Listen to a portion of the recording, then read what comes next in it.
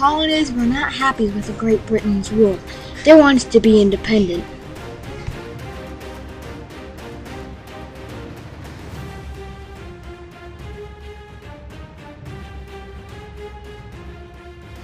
Paul Revere warned the colonists that the regulars were coming. The Redcoats wanted to capture Samuel Adams and John Hancock.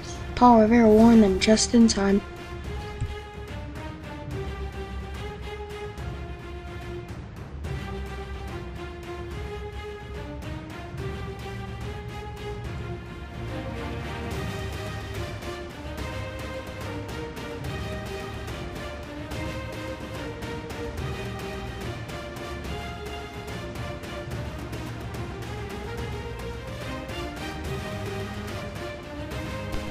On the Lexington Green, the Redcoats and the Minutemen weren't expecting a war, but a surprising gunshot cracked the air.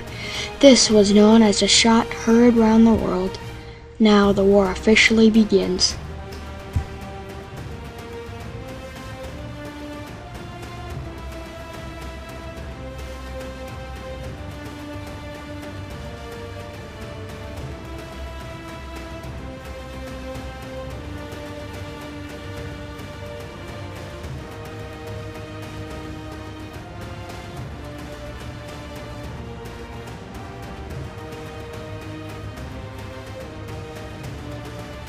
George Washington became the commander-in-chief of the Continental Army.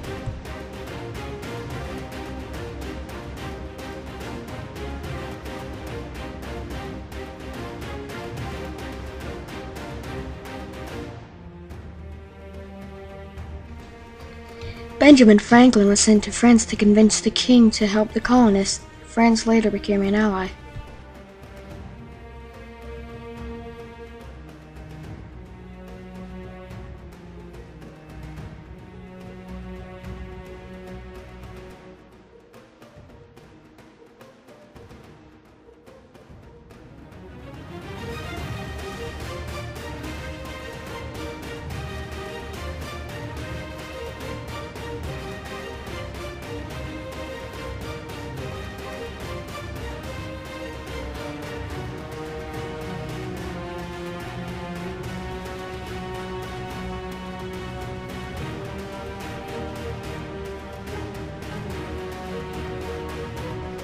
The colonists were now free from Great Britain's rule. They later became what we know as the United States of America.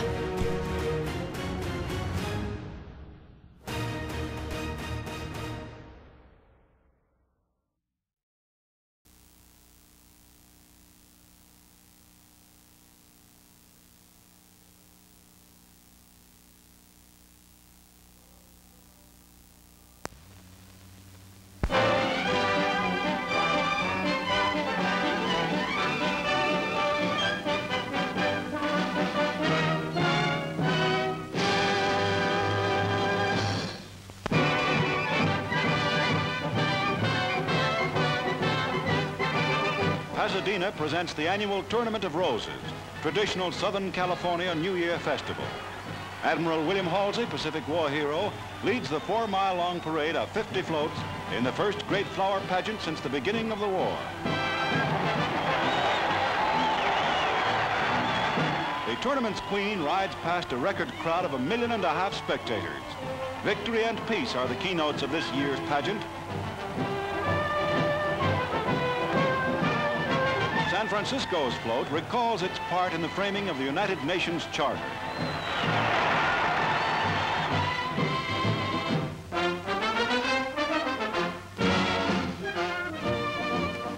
For the first meeting of the United Nations Organization's General Assembly, the United States delegation boards the Queen Elizabeth.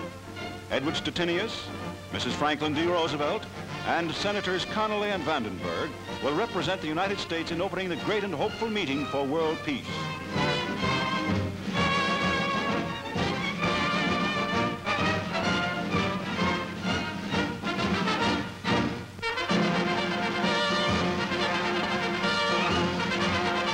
An American transport plane lands at Jiangwan Airfield at Shanghai, bringing the new United States ambassador to China, General George C. Marshall.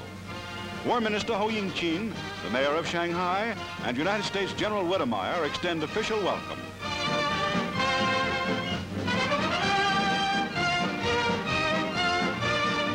Throngs of enthusiastic Chinese crowd the sidewalks for a glimpse of the general's car as the party leaves the airport. From Shanghai, General Marshall flew to confer immediately with Chiang Kai-shek and communist leaders. The world looks forward to China's future peace and internal security.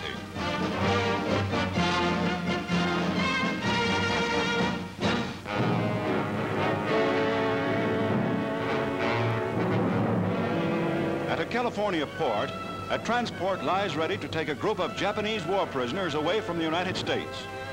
Most of them will go to Hawaii for reassignment to construction work in the devastated areas of the Pacific before ultimate return to Japan. They make the trip in vessels which will bring American soldiers back home. Hats over eyes, huddled in corners, these soldiers were taken prisoner in the island campaigns which led to Japan's final defeat.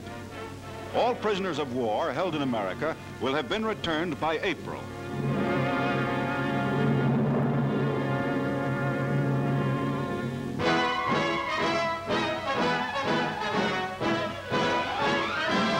As the world faces the challenge of a new year, President Truman speaks to the American people.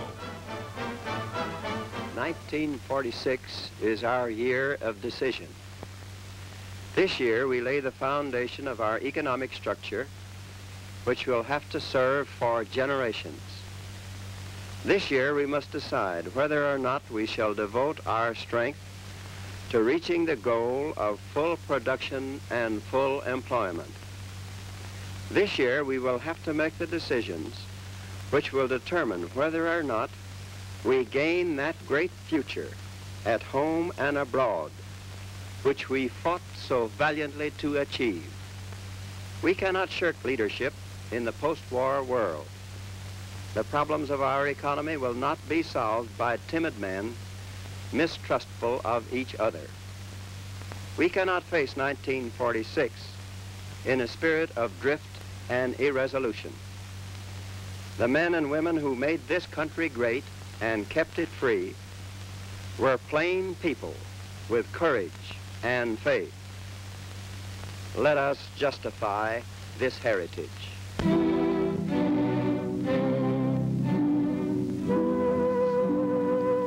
The Allied nations mourn the death of General George S. Patton, fiery commander of the famous United States Third Army, which swept all before it on the battlefields of Europe. Returning to the ancient Duchy of Luxembourg, liberated a year ago by Patton's army en route to Germany, come the remains of the famous general who survived 2 wars, only to die of injuries received in an automobile accident. His widow accompanies the casket as it is borne in an army vehicle through the silent streets of a grave and grateful city. The cortege, continuing to the nearby American cemetery, includes the general's horse, its saddle tied with crepe, and the general's boots reversed in the stirrups.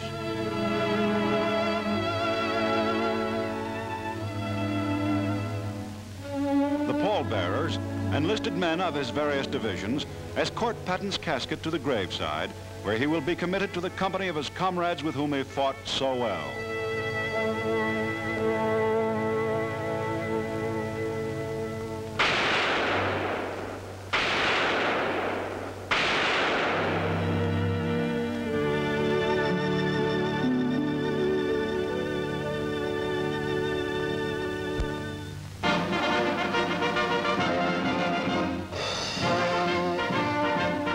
The world's most famous ships brings home one of America's most famous fighting units.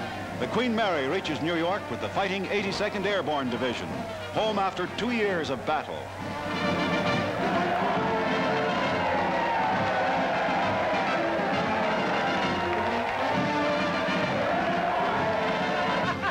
One soldier couldn't wait for the big ship to dock. He bet his comrades he'd be the first man ashore, and he had to get wet to win.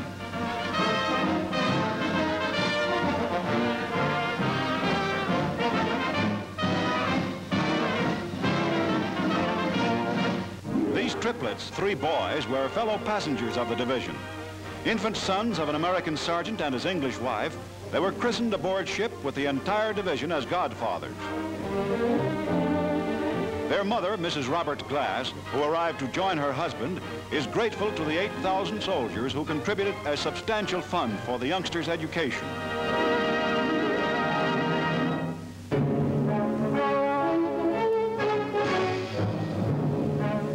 same building in Manila, where General Yamashita was recently sentenced to hang, another leading Japanese general goes on trial for war crimes. In civilian clothes, General Masaharu Homa, commander of the Imperial Japanese Army in the Philippines during the war's first 9 months, faces a 5-man military commission headed by Major General Leo Donovan.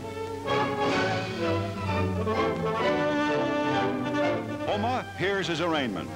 He is held responsible for the bombing of Manila after it had been declared an open city, for the shelling of Corregidor after United States General Wainwright had expressed his intention to surrender. Asked how he pleads, Homa answers in English, "Plead not guilty."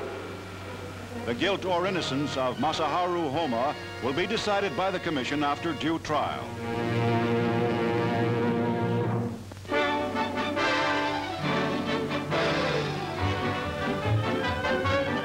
America's winter sports resorts are crowded as wartime travel restrictions are eased. In New Hampshire, the skiers take advantage of comfortable new ski toes. It's easy going up and thrilling sport speeding down the slopes.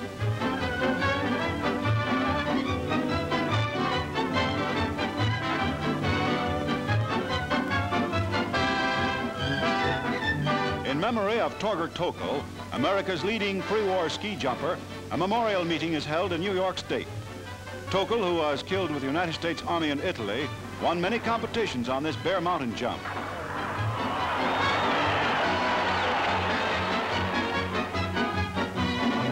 The winning jump today is made by Art Devlin, who leaps 148 feet, displaying perfect form.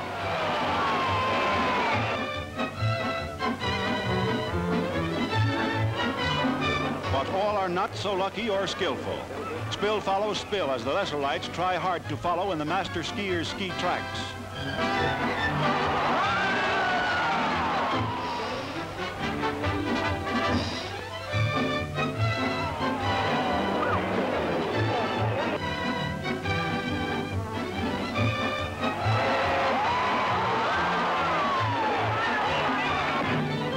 At Lake Placid, New York, these speedy sportsmen shove off on the bobsled run for the first races held here since the war.